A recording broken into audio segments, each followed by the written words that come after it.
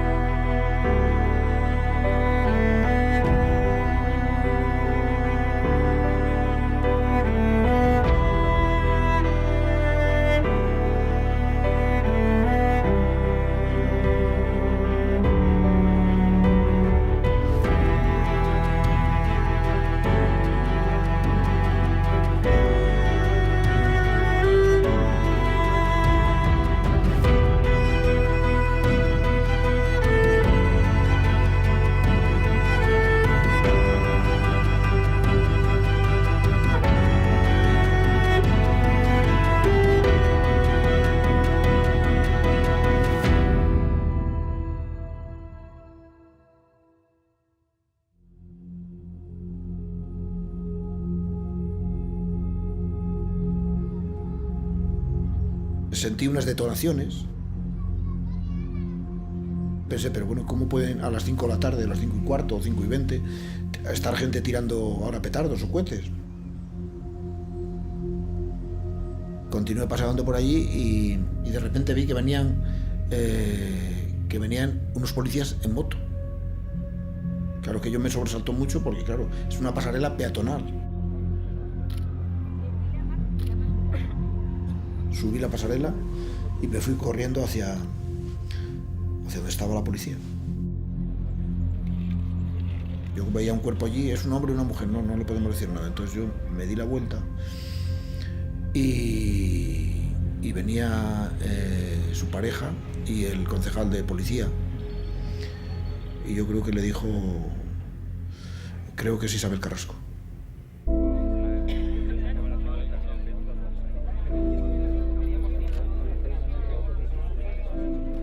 Fueron momentos muy trágicos, muy difíciles, donde te quedas absolutamente bloqueado y a lo mejor no en aquel instante, sino instantes después empiezas a pensar, si yo lo hubiera ido a buscar, quizás no hubiera pasado.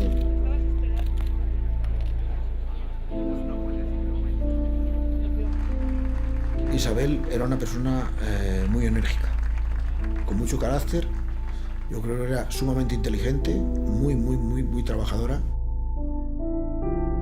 a veces muy autoritaria y muy exigente con todo lo que le rodeaba.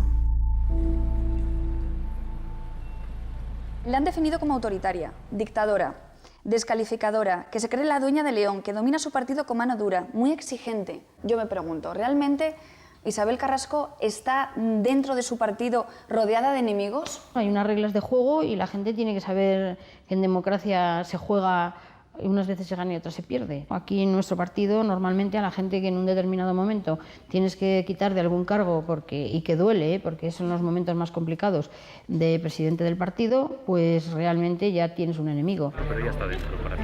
Del furgón, ¿verdad?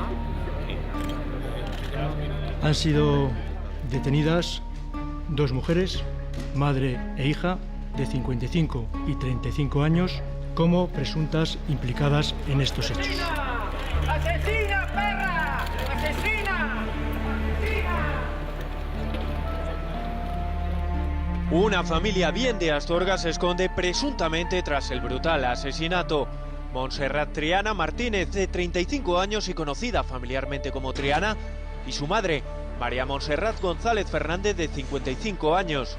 Ambas eran afiliadas al PP y la más joven fue candidata en las listas locales autonómicas de 2007. El padre y marido es el inspector jefe de la Policía Nacional de Astorga.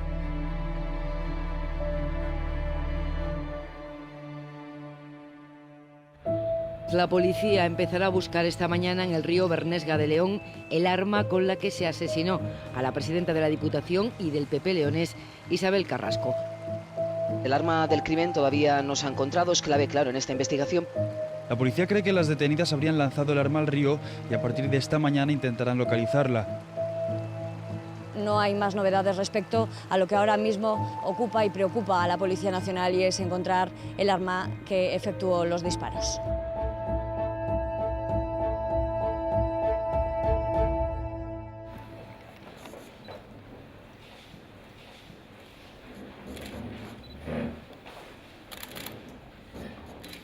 Intentar explicar esto no tiene ningún sentido, es un acto cruel, inútil, absurdo, que no puede calificarse de ninguna de las maneras. Su vida pues estuvo muy ligada siempre a estas siglas a las que ella amaba y quería y por las que trabajaba. Le pido, por favor, si no, le echo. Totalmente, a usted, sin amenazas. Sin amenazar, ¿eh? Me voy a centrar. Tenga cuidado sin amenazar, Me voy a centrar en el... Sin amenazar, que se calle, que está hablando el portavoz popular. La pregunta no es, parece ser nada. Iguales, pero en los tribunales. ¿Usted cree que eso no es una malversación? Denuncié cada una de las tropelías que estaba haciendo ella. Mi relación era muy tensa. Ella se creyó que era la reina del palacio. Tuvo, diríamos, en sus manos todo el poder de la provincia. El problema que tenía Isabel Carrasco es que solo se podía estar con ella o contra ella. No había un término medio. Al día siguiente del crimen aparece una pintada en la pasarela a muy pocos metros del lugar donde se produjo el crimen. Y la pintada dice, aquí murió un bicho. Es revelador. Las flores que se depositaron en el punto donde se cometió el crimen al día siguiente fueron arrancadas aquella misma tarde.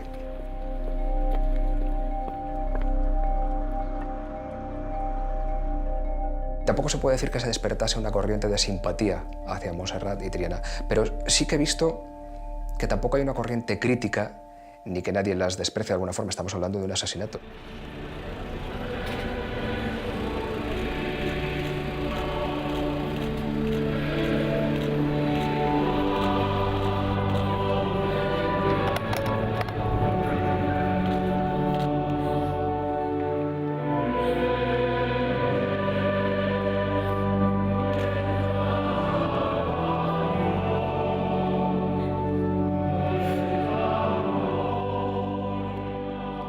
Vas viendo dónde llegó y dices, una mujer. Primero una mujer, los cargos que tuvo, luchando siempre. Bueno, pues yo, vamos, admirable, yo la admiraba mucho. La Policía Nacional tiene ya en su poder la que todo apunta sería el arma con la que dispararon a la presidenta de la Diputación. Una mujer entregó anoche esa pistola en una comisaría. Es una policía local de León. Los investigadores creen que hay muchos cabos sueltos en la versión que ofreció la policía local amiga de la hija cuando 30 horas después del suceso entregó el arma con el que supuestamente se habría cometido el crimen.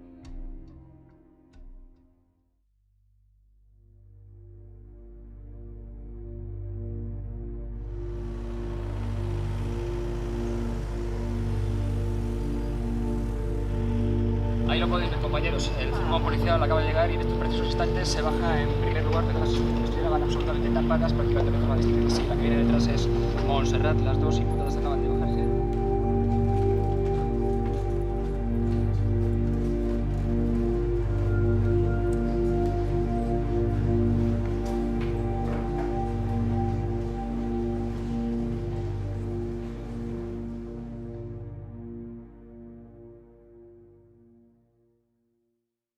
Cuando se produce una muerte horrible, un asesinato, todos, y yo también, necesitamos tener alguna explicación que nos convenza.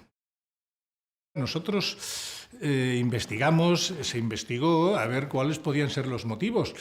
Y yo creo que el motivo es claro y es el odio que tenían tanto la madre como la hija a Isabel Carrasco, que no hay otros motivos. Entonces, claro, podemos pensar que si eso es motivo suficiente para matar a una persona. Creo que la muerte de Isabel Carrasco fue un asesinato, para mí no hay duda, porque no tuvo ninguna posibilidad de defenderse, y que en ese asesinato participaron las tres acusadas, que estaban de acuerdo para ello y con el mismo nivel de responsabilidad. La pasarela es una ratonera, es decir, ahí no te puedes escapar. Si además te atacan por detrás y te pegan unos disparos tan certeros, estás muerto.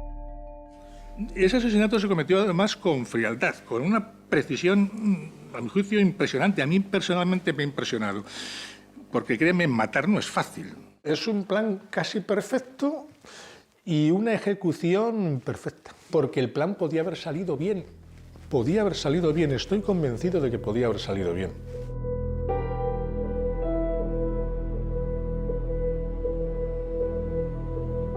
Montserrat y Triana han comido en casa. Raquel no quiere, pero sí dice que irá a tomar un café. Y a las 4 va a casa de Triana y allí está con ella hasta las 4:30. A las 4:30 Raquel se marcha y llega rápidamente a la calle Lucas de Tuy, donde estaciona su coche. La madre y la hija salen un poco después, sobre las 5 menos 10, y dejan el coche en el chaflán ese de la calle Rúa de la Vega, que está un poco más allá. Y después la madre y la hija se separan. La madre va hacia la pasarela y le dice a la hija que le espere. Isabel Carrasco iba todos los lunes, y solamente los lunes, sobre esa hora, sobre las 5, a la sede del Partido Popular, y pasaba casi siempre andando y casi siempre por esa pasarela, ¿eh? Y además sola, sin escolta.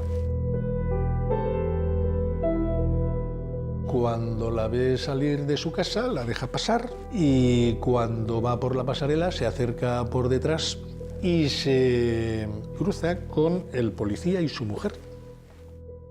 Vimos de frente, casi abajo del todo, que venían dos señoras. Ellas pasaron y nosotros al pasar, pues le digo, será su guardaespaldas.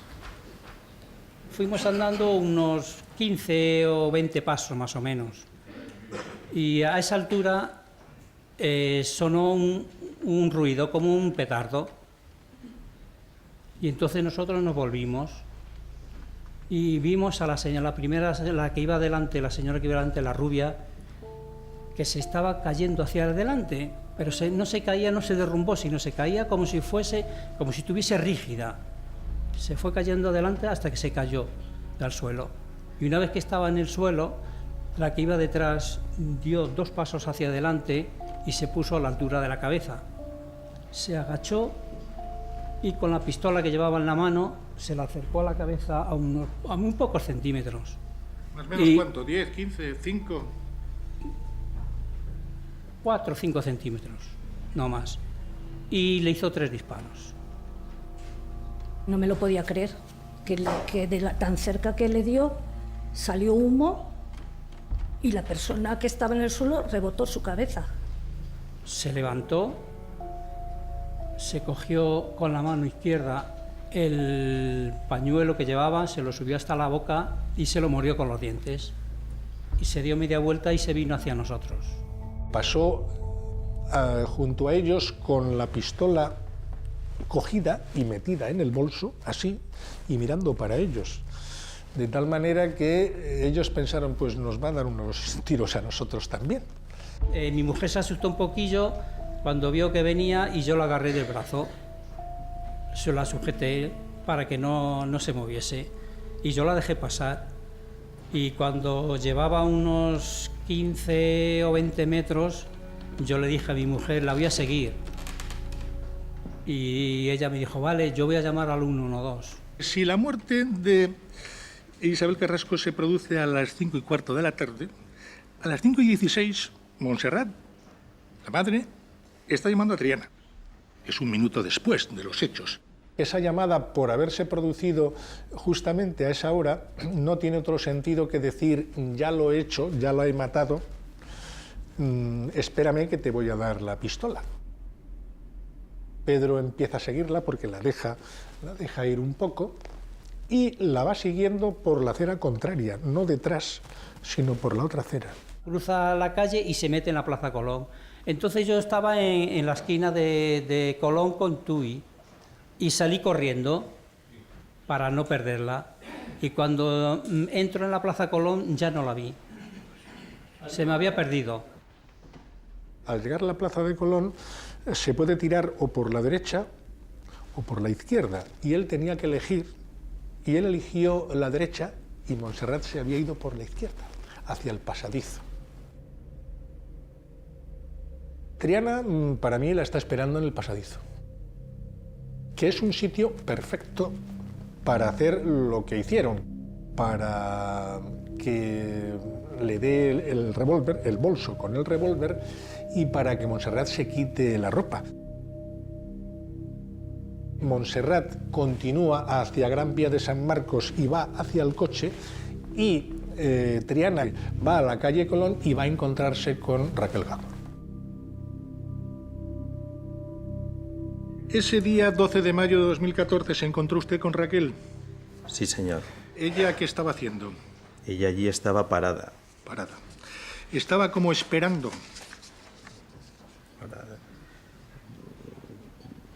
Parada esperando, sí. Estuvo allí 1 hora, nada menos que 1 hora.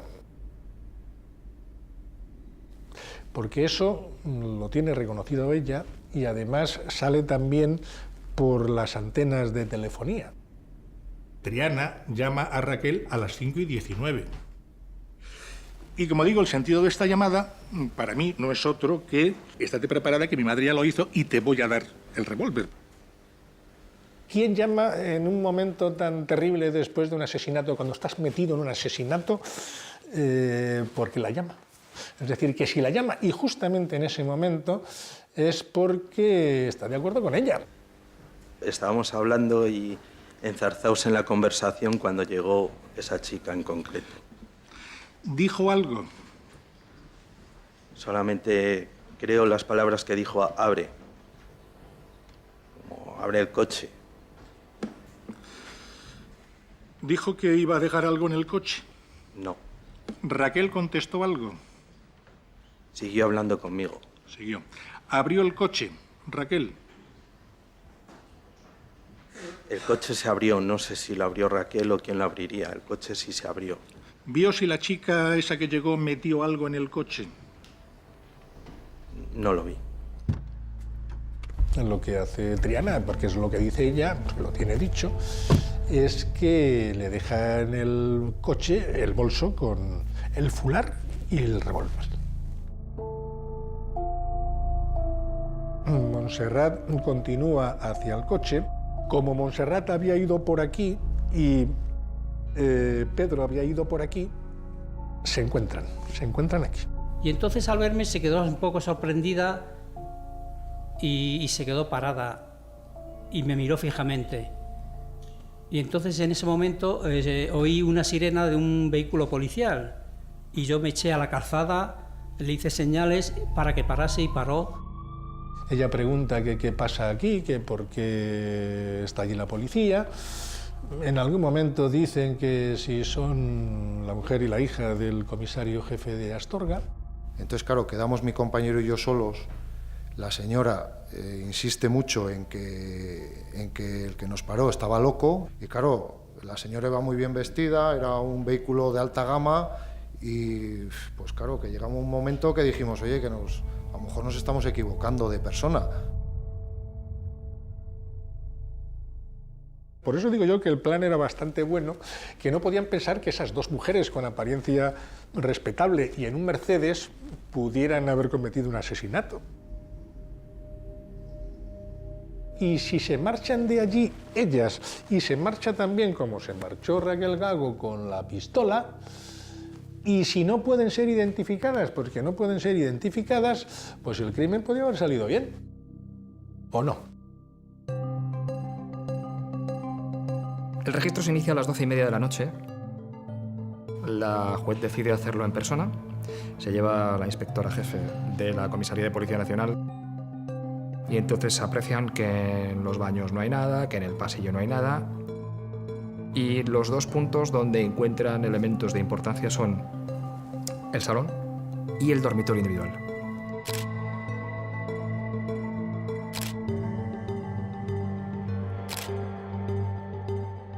hay una cantidad tremenda de material, de documentos referentes a Isabel Carrasco. Fotos de la casa de Isabel, fotos de actos en los que estaba Isabel, fotos del equipo de trabajo que acompañaba a Isabel.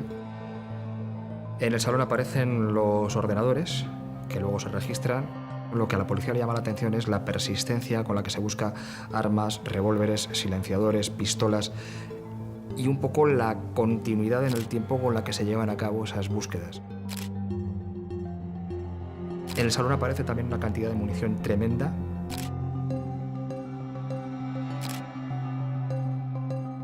Luego los hallazgos importantes tienen lugar en el dormitorio individual, como lo describe el acta manuscrita por la inspectora. Aparece una de las pistolas y aparecen unos guantes de látex a los que en principio no se les da mayor importancia. Luego en el juicio supimos que esos guantes contenían restos de pólvora, síntoma inequívoco de que se había estado disparando con ellos.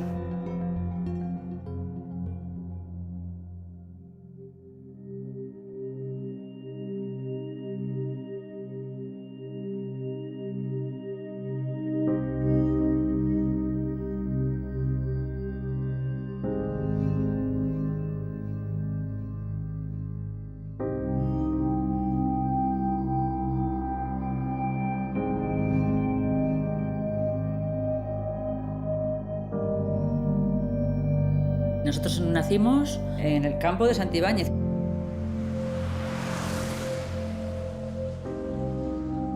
Y allí vivimos en una casa construida por mi padre y pues no sé si le ayudó mi abuelo, un hermano, 2 hermanos, eran muchos hermanos.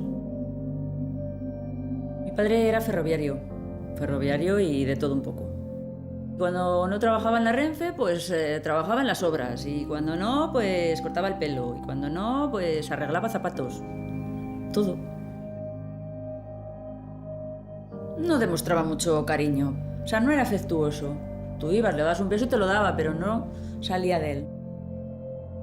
Mi madre era la protectora, la que estaba pendiente de que fuera todo bien en el colegio, de hablar con los profesores, de taparte cuando hacías algo mal para que no se enterara tu padre.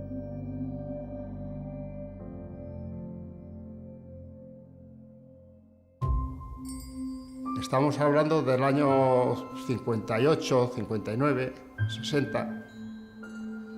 La gente vivía de las tierras. No es que hubiera miseria, pero vamos, la gente no se defendía como ahora. Y veías otras niñas de la edad de ella que eran más paradas, a lo mejor se acobardaban más. Ella no se acobardaba por nada. Fue baja siempre. Guapa era poco. A lo mejor le llamaban cualquier cosa y si alguno se metía con ella, el primer golpe era el de ella. Ella era muy inteligente, ya de pequeñina no le hacía falta ni mirar para el libro. Cogía el libro y aprendía la lección de memoria en un momento.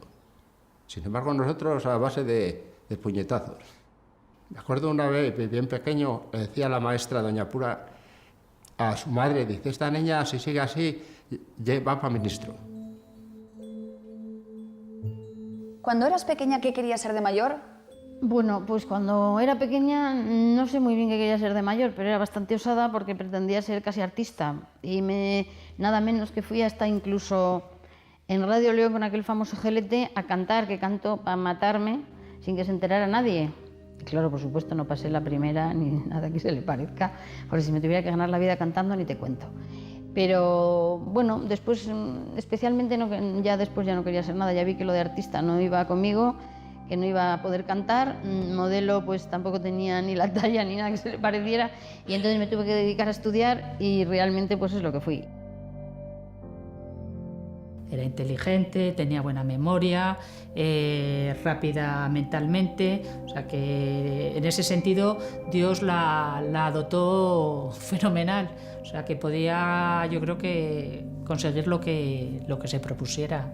Y además por esa fuerza de voluntad que digo, que además tenía una fuerza de voluntad de hierro.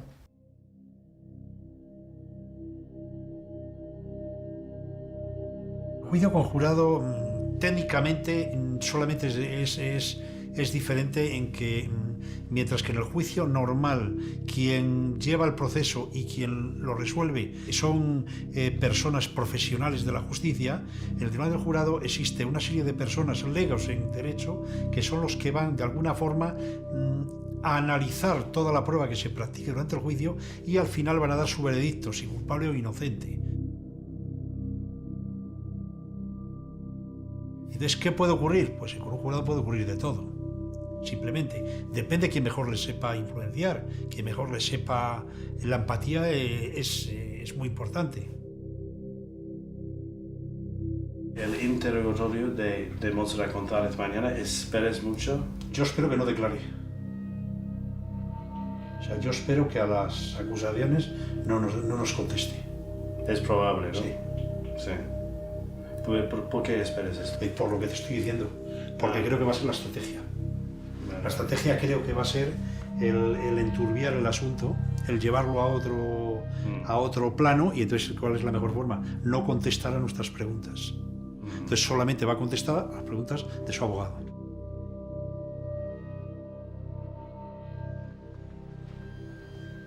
Señores del jurado, han oído ustedes a las acusaciones exponer en qué va a consistir el juicio bajo su punto de vista. Y ahora va a dar unas explicaciones este letrado bajo el punto de vista de la defensa. Yo, desde el principio, he visto claro que Montserrat era quien había efectuado los disparos y quien era la responsable de los delitos allí cometidos. Y que Triana estaba desvinculada de la madre en ese aspecto. El objetivo, lógicamente, era demostrar la inocencia de Triana y que no había tenido participación en la muerte. Póngase en pie, por favor, la acusada. Sitúese frente al estrado.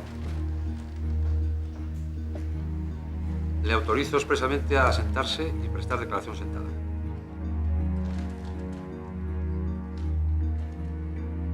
Bien. ¿Es usted doña Montserrat Ascensión González Fernández?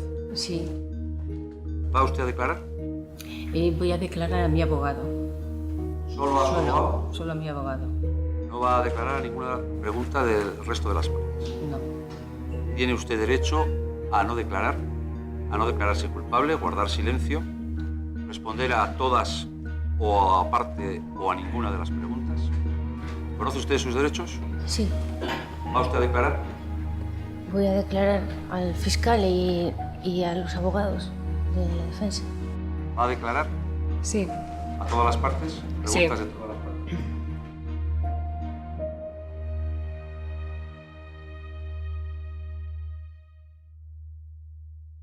Lo más importante que había y la pieza fundamental de todo el juicio era la hora de los disparos.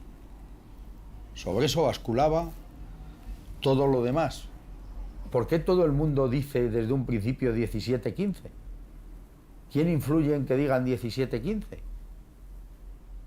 Porque no es así. Está demostrado ya que no es. Un dato importante, como es la hora del crimen, resulta que esas acusaciones tan imparciales, tan objetivas, no han sabido ni determinar la hora. Nos están mintiendo.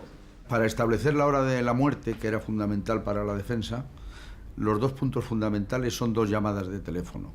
Una que se produce de madre a hija a las 17:16:03 y la que hace Elena Morandeira, que es la mujer del policía jubilado Pedro Mielgo, al 112, que es a las 17:18:04.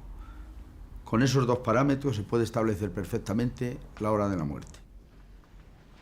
Y ahí había dos posturas totalmente enfrentadas y contradictorias. Y por eso era importante el fijarlo. Por un lado estaba el Ministerio Fiscal y las acusaciones que establecían que la llamada de madre a hija era después de haberse producido la hora de la muerte. Cuando ve usted a Isabel, díganos por favor dónde está. ¿Qué es lo que pasa? A ver. Estaba por la Alborada, y cuando la veo que va a cruzar. ¿Usted llama a su hija en ese momento? Cuando llegué al paso de eso antes, cogí y la llamé. La llamé para decirle que se marchara para el coche, que se fuera para el coche. ¿Pero por qué le dice que se vaya para el coche? ¿Estaba hablado algo o le surgió a usted? Porque iba a matarla. Pero ella sabía que usted iba a matarla. No, yo le dije que se fuera para el coche y entonces ella me vio, como me vio así, en plan nervioso, me dijo a ver qué pasaba, por qué iba para el coche. Y yo le dije que dije, veo a la Carrasco, ¿eh? Y dije, y la voy ya dije, se va a acabar. Ese es el primer punto importante, porque claro, si llama después es para decirle, la he matado, vete donde hemos quedado, como decía el fiscal, que te voy a entregar el arma. Pero si es antes, ya desbarata todos los planes de la acusación, ya no le encaja esa tesis.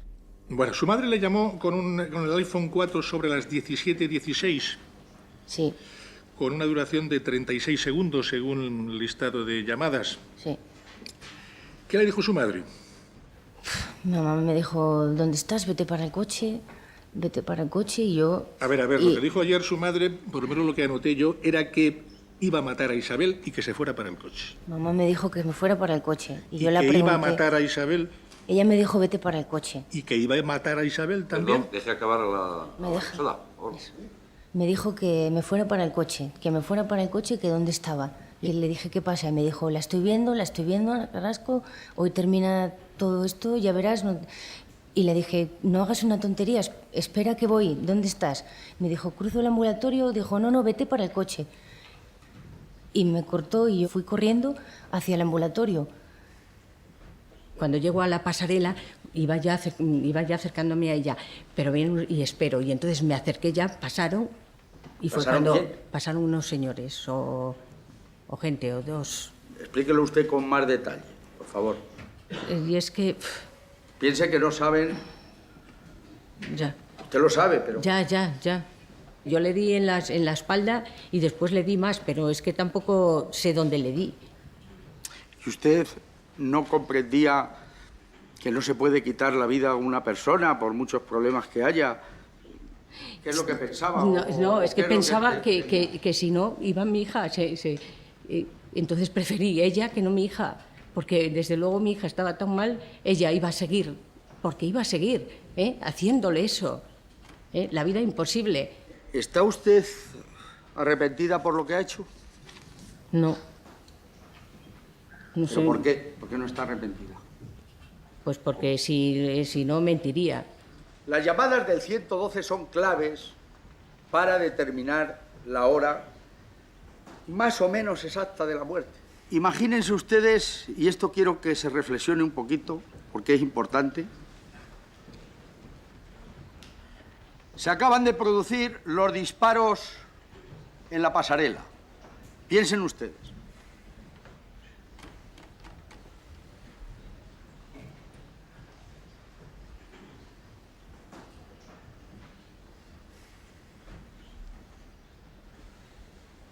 El impacto que se buscó haciendo guardar silencio a la sala durante 3 minutos no era otro que el jurado se diera cuenta de algo que una persona normal se tenía que dar.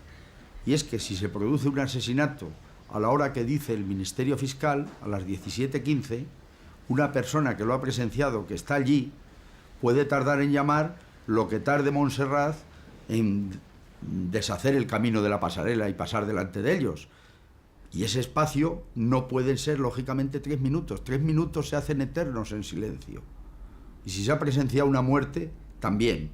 Y la manera de que el jurado lo viera de forma clara, no explicándolo, sino que vieran el tiempo que tarda en pasar 3 minutos. Paro a los 3 minutos y todavía quedan 4 segundos. Analicen ustedes los disparos en la pasarela. Montserrat caminando deprisa, bajando y deshaciendo el camino de la pasarela. Pedro Mielgo con su mujer a la derecha. Hay 49 metros. Se recorren en unos 30 segundos. Es evidente que con esos 3 minutos se demostró que esa llamada de Elena Morandeira tenía que haber sido no a los 3 minutos, como decía el fiscal, sino en un plazo temporal mucho más breve. Estamos en el puente, ¿cómo se llama este puente? En la grande frente del centro de salud. Hace un tiro a una señora que me parece de la Junta. A ver, ¿en qué localidad está? Enfrente del centro de salud de ¿cómo se llama esta calle? La Pasarela. ¿En qué ciudad o pueblo? El León. ¿El nombre de la calle lo saben? No sé cómo se llama el puente general que está en el centro de salud de Condesa. ¿De Condesa ahí no? La Pasarela, la chica está tirada en el suelo, la tengo unos tíos, yo creía que no los tetados. En la Pasarela, pero que la han agredido, la han disparado. Disparo que está tirada, no se mueve, está como muerta. ¿Cuándo llamó usted?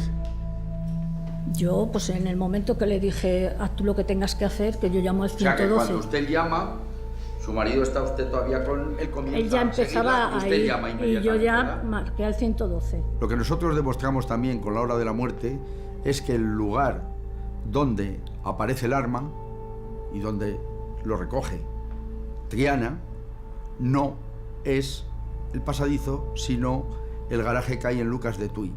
Y eso tiene una importancia trascendental analizando qué significa que sea uno o sea en otro sitio. Síganos contando, sí, por favor. crucé por allí y tiré el bolso, porque la verdad es que ¿Dónde lo tiró el bolso? Lo tiré en un garaje. Lo tiré allí ¿Usted en un tenía garaje. pensado tirar el bolso? ¿Le surgió instintivo? ¿Qué? Sí, no lo tiré porque ya no lo necesitaba para nada y no que no. Y lo tiré y fue cuando ya la verdad es que iba muy nerviosa cuando me veo a mi hija. La vi que tiraba el bolso y me crucé con ella, pero no pude hablar con ella. No, yo pensé que había cogido la pistola de mi padre, que como tiraba el bolso. Ella estaba, yo no pude hablar con ella, estaba pálida, rota, mal. ¿Quién, usted o su madre? Mamá. Mamá. Yo me puse súper nerviosa. ¿Y usted la ve pálida y desencajada? ¿No se piensa nada o no le pregunta, mamá, ¿qué has hecho? Claro, pensé que había pasado algo malo, ¿Pensó que la había matado? pero por eso fui a por el bolso. ¿Pensó que la había matado? Puede. La importancia de que sea en un sitio o en otro estriba en que si el arma aparece en el garaje de Lucas de Tuy porque es arrojado por la madre y la hija, sin haberse puesto de acuerdo con ella, la ve arrojarlo y piensa que es la pistola del padre y por eso lo recoge, es una cosa.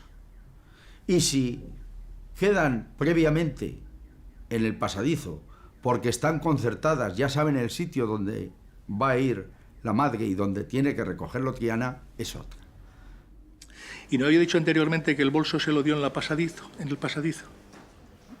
Me limité a decir lo que me dijeron ellos que tenía que decir, porque venían a ayudarme, porque eran amigos de mi padre y del comisario de Valladolid, y yo... O sea que sí lo dijo, pero porque se lo dijeron los policías. Sí. Leí la declaración de mamá y dije exactamente lo que le había mandado decir a ella. Dijo que había sido en el pasadizo, entonces.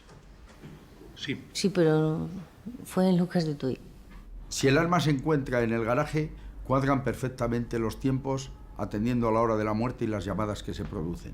Pero si el arma lo tiene que entregar la madre a la hija en el pasadizo, es materialmente imposible, porque se tarda mínimo, y se demostró con el acta notarial, 3 minutos y 9 segundos mínimo a paso ligero. Y el arma la tiene ya Triana cuando llama a Raquel.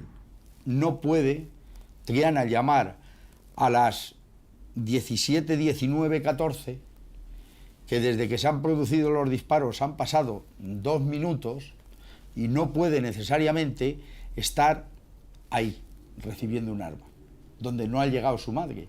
El arma la tiene al minuto y pico de suceder los hechos. Luego es imposible que la haya entregado en el pasadizo. Y salgo del garaje y voy hacia donde me cruzaba con mi madre, pero no la vi. Y seguí caminando hacia la esquina de Colón. Nada más que voy hacia Colón y veo que no está, veo a Raquel. Y la llamo para ver si había visto... Yo quería saber si había visto pasar a mi madre, para ver dónde tenía que ir. ¿Estaba usted esperando que llegara Triana? No. No. La pregunta de la espera es porque, según Julio, el controlador de la hora, decía que cuando usted la ve que estaba como esperando, en actitud de espera. No estaba esperando. No, además el que me dice que espere un momento es él. Ah. ¿Raquel estaba allí esperándola porque usted había quedado con ella en que le esperara allí? No. Porque le iba a dejar la pistola o No. el revólver. En absoluto. No. No. O sea que fue de casualidad que se la encontrara allí. Pues sí. ¿La llama con un móvil de tarjeta prepago? La llamo con mi teléfono, pero mi teléfono tiene en el redondel de la huella dactilar y estaba tan nerviosa que no se cogió, por eso cogí el otro teléfono. Este móvil de tarjeta prepago lo utilizaba usted habitualmente, pero estaba a nombre de un amigo que se llama José Manuel Presa Ferrero, ¿no es así? Sí. ¿Lo había comprado cuándo? Lo había comprado a principios del año 2012. Y decía usted antes que era un teléfono muy básico y tenía usted un iPhone 5S que es mucho más avanzado. Sí. ¿Y para qué quería ese Nokia tan básico? ¿Y de tarjeta prepago? Pues mira, lo necesitaba porque hablaba mucho por teléfono con un amigo que tenía una relación y llegaban unas facturas a casa que mi padre decía, pero las llamadas, no quería tampoco que supiera quién es, muchos mensajes, y le pedí el favor a José Manuel cuando nos vimos que si podía, porque yo quería tener otro teléfono para hablar más tranquilamente con él y no necesitaba que tuviera internet ni porque para eso ya tenía el iPhone y los llevaba los dos siempre conmigo. ¿Por qué no lo ponía usted a su nombre y se acababa el problema en vez de a nombre de su padre? Porque yo no quería que mi padre supiera que tenía otro teléfono. ¿Por qué? Porque está feo, o sea, mi padre ya tenía las dos líneas de mamá y mía y cómo voy a decir, cómo me iba a cortar el otro número, entonces es que no, para que Tampoco se hace enfadara. falta que se enterara su padre que tenía Bueno, pero mi padre otra línea. Mi padre es policía, a lo mejor sí que se enteraba. El teléfono prepago se explicó perfectamente en el juicio que él ya lo tenía por la relación sentimental que mantenía desde hacía 4 años con una persona, que no quería que se enterara el padre. Y los teléfonos, el móvil de Triana, la factura la pagaba el padre y veía las llamadas. ¿Por qué le podía llamar Triana a esa hora y además con ese móvil de tarjeta prepago? Es que yo no sabía. A mí me aparece un número y yo no sé de quién es ese número. ¿No lo conocía usted ese número? A mí me sonó el teléfono, contesté, dije sí y como no oí nada y estaba en una conversación con Julio, lo metí en el bolsillo del pantalón. Usted la ve venir de frente a Triana. Sí. ¿Y Triana qué le dice? ¿Qué hace? Solo la entiendo que dice hola, pasa, yo espero que se parase a hablar con nosotros. Me dice que tienes el coche abierto y yo no supe si era una afirmación o una pregunta, porque habías tenido las puertas del coche abiertas sacando los papeles. Accioné el mando a distancia, instintivamente lo tenía en la mano, era lo único que tenía en la mano, el teléfono en el bolsillo y el mando del coche. Y después dijo, ahora vengo, me voy a la frutería. Cuando llego allí, digo hola y ellos dos están... Es que yo creo que ni me oyen. Y le dije que si tenía el coche abierto, pero no esperé a que me dijera nada. Probé si estaba abierto y le dejé... Mira, cerré... Le puse el bolso así debajo de... Lo dejé ahí el bolso porque me pesaba mucho, no sabía lo que había pasado y pensaba ir a recogerlo al momento. ¿No se dio cuenta si abrió el coche y metió algo? No, no lo vi. No lo vio. No. ¿Le dijo también, ahí te dejo eso? No. No. No. ¿Por qué le hace usted eso a Raquel? No lo hago pensando... Pensaba volver a recogerlo. Ya, no... Como siento haber hecho eso, pero yo no quería presentarme donde mi madre si había pasado que hubiera estado herida o cosas. No lo sé, es porque... ¿No pensaba usted que le metía en un lío tremendo a Raquel? Es que yo volví al momento, no tenía intención de meterla en ningún lío. Pues no volvió porque... Porque no pude. Porque no pudo. ¿Cómo le pudo hacer esa faena? Es decir, implicarla, porque usted está implicada en este asunto justamente Sí. por eso, porque la pistola o el revólver, perdón, apareció en su coche. ¿Cómo le pudo hacer esa faena de dejárselo en su coche? Pues no sé, lo único es lo que ya he dicho antes que he escuchado. La verdad que a mí, pues yo no tengo vida desde que ha sucedido eso. Entonces, creo que ya tengo suficiente. ¿Perdón? A ver, lo que ha sucedido es que desde que eso pasó, yo no he tenido vida, con lo cual lo que ella ha podido pensar o lo que haya podido, no sé, pensar en ese momento que hizo o no hizo, ella es su conciencia y lo que ella haya pensado. Yo no estoy dentro de su cabeza y no lo puedo saber. La policía le hizo un registro en su casa. ¿En ese registro estuvo usted presente? Sí. Sí. En el registro de su casa se encontró una pistola marca Royal. Una pistola, no el revólver de antes. Una pistola marca Royal que no tiene número. No sé qué marca. ¿Eh? Sí, pero no sé qué... ¿Era suya esa pistola? No. ¿Era de su madre? ¿Usted la había visto? No.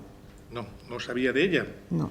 Oiga, pero decía usted que su madre le había pedido que le ayudara a buscar armas. Sabía que estaba interesada en tener armas. ¿No sabía que tenía ese arma en casa? No, porque yo, cuando me mandó a hacer eso, a los pocos días yo es que le dije que desistiera de esa idea. Y cuando me enteré que había vuelto a hacer esas búsquedas, no. Y entonces me quedé tranquila, pensé que ya lo había dejado, había pasado ya casi 1 año y medio. No pensé que... ¿Y del revólver tampoco lo había visto usted por casa? No. No, y tampoco sabía que lo pudiera tener. No. Tampoco. Había también un montón de cartuchos de distintos calibres, algunos para esas armas y otros para otros. No sé. En el registro de su casa se encontraron también fotos de Isabel Carrasco, fotos de la casa de Isabel Carrasco, de sus amigos, de gente de la Diputación, recortes de periódicos con informaciones sobre Isabel Carrasco. ¿Por qué tenía usted todo esto? No, yo lo único que tenía o que me acuerdo de coger fue el interview que me mandaron por WhatsApp que lo fuera a comprar a Astorga porque en León ella mandó comprar todos, parece ser, no había, y lo demás yo no lo hice, los papeles que yo no sé, no los vamos. ¿Y las fotos de Isabel Carrasco y de su casa? No lo había imprimido, yo no sé por qué estaba ahí. No sabe por qué estaban ahí. No. Las búsquedas de armas es un elemento incriminatorio contra Triana, pero puede tener otras explicaciones. Y creo que se dieron perfectamente. Es la madre la que le dice, cuando ya sabe que la presidenta de la Diputación va a seguir al frente del PP porque no se ha producido el relevo, y a partir de ese momento la madre ya se da cuenta que no va a tener solución, según la mentalidad de ella, y que va a tener que hacer algo. Entonces ve a su hija con el ordenador y varias veces le pregunta cómo se pueden comprar armas. Como si tal cosa. Cuando Triana busca y se da cuenta o piensa que su madre puede estar pensando en hacer algo, le dice que se olvide de eso, que no se busque complicaciones, que no haga una locura. Y de hecho es importante que las búsquedas que se producen después de haber comprado el arma Montserrat en Gijón no son en el ordenador de Triana las que se producen ya en el ordenador antiguo de Triana que utilizaba la madre porque estaba viviendo con ella. Montserrat tira la calle Colón. Sí. Se mete en lo que es el mercado, que hay que torcer a la izquierda. Sí. En ese momento usted también está en la calle Colón, ¿no? Sí, en la calle Colón, sí, pero para el otro lado. Sí. Cuando usted entra ahí, es cuando la pierde. Sí, ella entró ahí y entonces yo he hecho a correr. ¿Cuándo exactamente llama usted? El espacio local, dígame dónde se encontraba cuando empieza usted a llamar. ¿A llamar dónde? ¿Por teléfono? Sí. Yo intenté hacer una llamada, pero tengo el móvil que es táctil y con el sol no veía nada y desistí. ¿Y cuándo volvió a llamar? No volví a llamar. ¿Usted no volvió a llamar? No volví a hacer ninguna llamada. Hay una llamada, señoría, que queríamos que era él. Vamos a oírla. Emergencias Castellano 112. ¿Tiene alguna emergencia? Sí, un momentito. Llame a un coche municipal. ¿Qué le ocurre, señor? Ha habido tiros por aquí y una chica... ¿En qué localidad? En León. ¿En León Capital, en la pasarela, frente al Centro de Salud Condesa? Sí. De acuerdo, está avisado tanto personal sanitario como policía, ¿de acuerdo? Sí, pero la chica que se ha ido se me ha escapado, no sé dónde está. ¿La agresora? Sí, se me ha ido. ¿Usted va detrás de ella? Sí, pero se me ha despistado. ¿Y cómo iba vestida? ¿Cómo va vestida? ¿Se acuerda de ella? Más o menos iba con una parca así color beige. ¿Con parca de color beige? ¿Tiene algún dato más, señor? Que estoy avisando a la policía a la vez que habla conmigo para que pueda... Sí. Intente acordarse si puede. Con unas gafas... ¿Gafas? Negras y cuello y pantalón y lleva...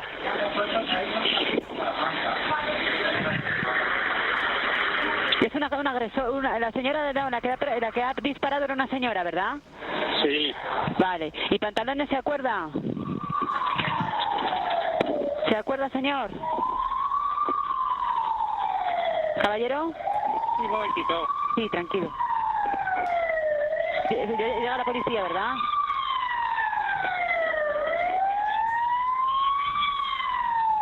¿Caballero? Sí, está por aquí, pero se ha metido por ahí.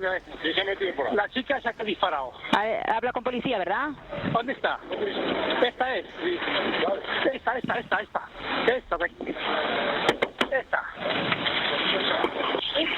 es. Ten cuidado que tiene una pistola en el bolso. Que sí. Que es ella.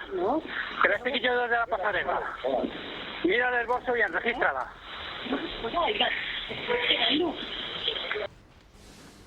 ¿Es usted ese? Yo creo que no. ¿Usted cree que no? No. Hola, venía, señor presidente. ¿Usted ha hablado con alguna de las partes que están aquí presentes? No. ¿En estos días últimos se ha puesto en contacto con usted alguien, policía, abogado o cualquier otra persona para hablar de este asunto? No. Le vuelvo a repetir. ¿Seguro que no es usted el que está ahí contando con todo lujo de detalles cómo ha sucedido? No, yo creo que no. Nada más, señoría. Solicitamos que se hagan las comprobaciones pertinentes en cuanto al tono de voz en el momento oportuno, por si hubiera que deducir testimonio. Entendemos que se ha prestado un falso testimonio ante este tribunal en un tema bastante serio y que se debe deducir testimonio contra el mismo. Ministerio Fiscal. Que nos oponemos totalmente a esa petición, que consideramos absolutamente improcedente porque no hay ni puede haber ningún falso testimonio en la medida en que por parte del testigo se diga que no se reconoce en esa grabación, que no le parece que sea su voz, de ninguna manera puede ser un falso testimonio. La defensa de... Pues con la venia, ilustrísimo señor, yo creo que ya está bien de tener que tolerar sin ningún tipo de acto mentiras de los testigos que han intervenido en este proceso, y no es lo como dice el Ministerio Fiscal que dude de su voz, es que ha dicho que no había llamado. Entendemos que es procedente y se inicien las acciones oportunas. Yo nunca me había escuchado hablando por teléfono en una grabación. Y me resultó pues que no, que yo no reconocía esa voz, porque yo reconozco mi voz como la que cuando estoy hablando ahora. Sí, yo las llamadas así la hice, pero la hice cuando la hice en la Plaza Colón, cuando la perdí. Yo saqué el teléfono móvil para intentar llamar, pero con el sol no conseguía llamar porque es táctil. Y entonces, cuando la perdí, sí llamé. Cualquiera no se puede equivocar, eso es un absurdo. Nadie está presenciando asesinatos todos los días y está 2 minutos de teléfono hablando y llega la policía y sigue hablando. Luego, ¿qué ocurre ahí? Eso es lo que queremos saber. A ver si se deduce testimonio y se investiga si alguien ha hablado con Pedro Mielgo o alguien le ha condicionado, porque claro, la llamada de Pedro Mielgo es muy importante. Es que esa hora demuestra que no puede ser en el pasadizo. Y esa hora demuestra que no iba siguiendo, como él dice, a Montserrat tan cerca, porque si no, no la pierde. Entonces no puede ver que el bolso se ha arrojado a donde nosotros decíamos. Y no puede decir que está constantemente con el bolso Montserrat. O sea, que era la clave de este asunto. El testigo principal de este tema era Pedro Mielgo. Que pase el psiquiatra don Javier Ladrón de Guevara.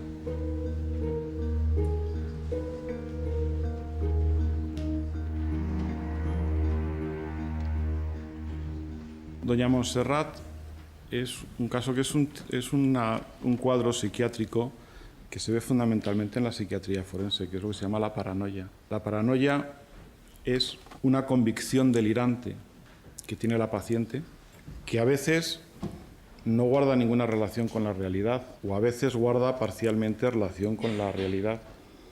Aunque tú le mostraras las pruebas más objetivas de que no se corresponde a la realidad, serías incapaz de convencerla en lo más mínimo, porque el elemento patológico es esa capacidad de convicción tan plena que tiene.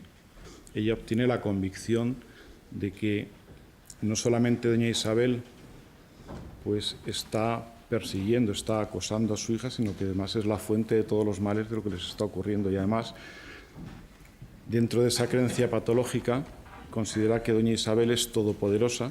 Ella tiene una unión que es claramente patológica, es decir, no es una unión ya normal con su hija, tiene una unión extraordinariamente estrecha, que en mi opinión les está desde inicio ya causando perjuicio a ambas. Y entonces cuando doña Trinidad se deprime y ella la intenta proteger, pues realmente está desestabilizada, está desequilibrada. Se desplaza y convive con la hija para intentarla hacer un control de conducta porque no se fía de lo que pueda ocurrir. Pero una vez que ella ya entiende lo que pasa, tiene una comprensión de lo que sucede, se percata que la única solución que hay de solventar eso es que esta señora desaparezca.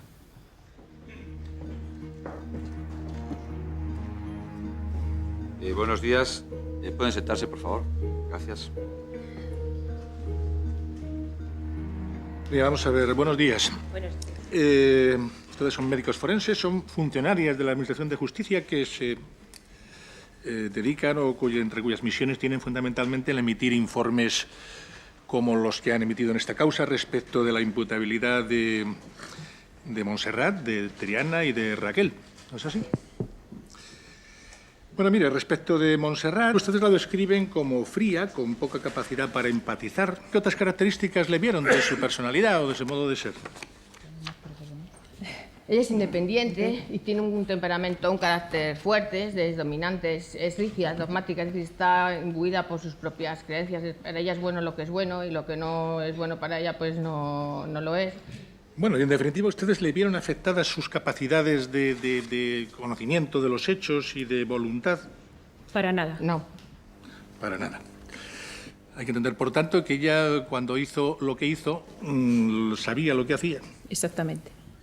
Sabía lo que hacía. Y no presentaba ningún impedimento de su voluntad. Hizo lo que quería hacer.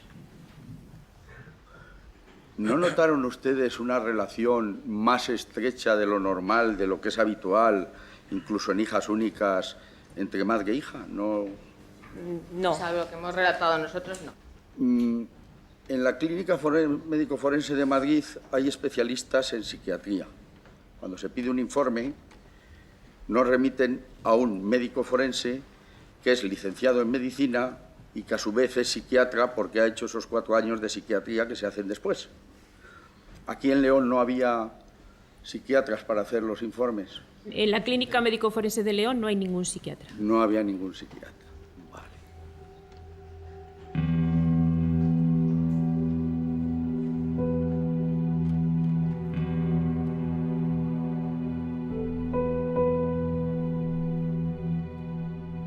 Yo no soy optimista. No soy optimista. Creo que va a haber una evolución a lo personal. Van a intentar manchar a Isabel todo lo que puedan. Los intereses por destronarla de cualquier forma eran inmensos, a muchos niveles. El poder de ella también era inmenso, pero claro, el problema es que ella era sola y el resto eran muchos. Y jamás he salido en la prensa, jamás. Quizá esta vez me tengan que obligar a lo contrario. Como vayan a lo personal, voy a tener que salir. El problema es que no va a ser bueno, yo creo, para nadie. Porque a lo mejor sale lo que no debe de salir. No por parte de Isabel, sino lo que pueda salir de otros. Y claro, depende cómo jueguen, así nos van a obligar a jugar. ¿Quién eligió las balas para el revólver? ¿Quién le enseñó a ejecutar a una víctima una vez abatida y en el suelo? ¿Quién diseñó lo que tenían que hacer una vez asesinar a Isabel Carrasco? ¿Todas las personas que la dijeron que la iban a ayudar eran enemigos personales de Isabel Carrasco? ¿Quién es su pareja? ¿Es enemigo político o personal de Isabel Carrasco? ¿Alguien la indució a cometer el asesinato? ¿Alguna persona le insinuó que había que matar a Isabel Carrasco?